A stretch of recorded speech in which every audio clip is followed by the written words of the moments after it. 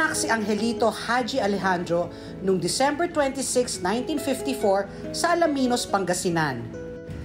Naging miyembro si Haji ng circus band na isa sa mga pinakasikat na banda noong dekada 70.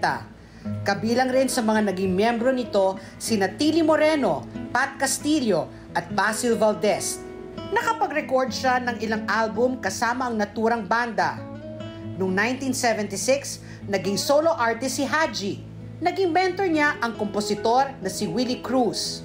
Kabilang sa mga una niyang pumatok na mga kanta ang Panakip Butas at ang Tag-Araw, Tag-Ulan.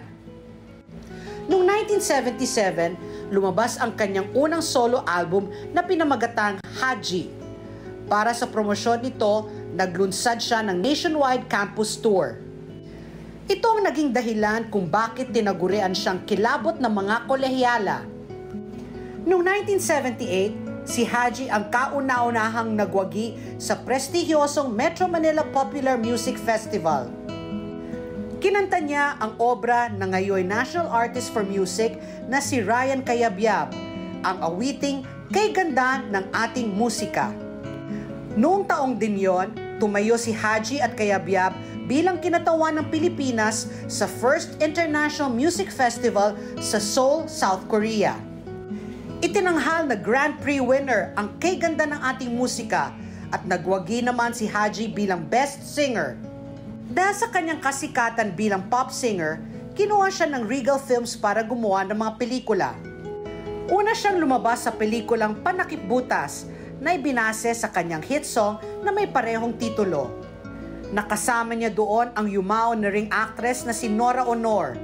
Naging bahagi rin si Haji ng mga musical theater play. Noong dekada 80, natagpuan ni Haji ang katahimikan kasamang pamilya sa Amerika. Nagtaguyod sila ng maliit na restaurant sa Melrose Avenue sa Los Angeles. Si Haji ang ama ni Rachel Alejandro, isang batikang mga awit, ni Chef Barney Alejandro, Ali Alejandro, na drummer ng bandang Delara at ni Michelle Alejandro. Nito lang Marso na lamang nakikipaglaban si Haji sa stage 4 colorectal cancer. Matapos ang isang buwan, tuluyan nang namaalam si Haji. Kahapon may pinapanood akong news, in-interview si Nonoy Zuniga at si Marco Siso, di ba mga kasabayan? So nalulungkot sila kasi nag-concert pa pala sila together nung February lang. And then he was already complaining na masakit daw yung tiyan niya. So he felt bloated daw. Oo. Tapos maski nainom daw siya ng tubig, parang basta ano pa rin nga daw, uncomfortable. So nagulat nga daw sila na sa ospital, they wanted to visit.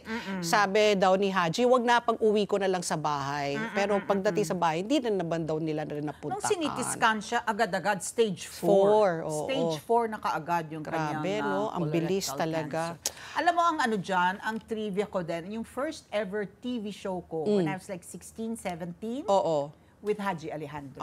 IBC 13. AHA. So, Aloha at saka Haji. Tapos kaya lang, nung susunod na semester ko, may conflict na dun sa TV show. So it's either studies ko o yung TV show. So syempre yung nanay ko yung nanay kong profesora. So naging ha na lang, hindi aha. Ha. Let's get together. Sunday 25.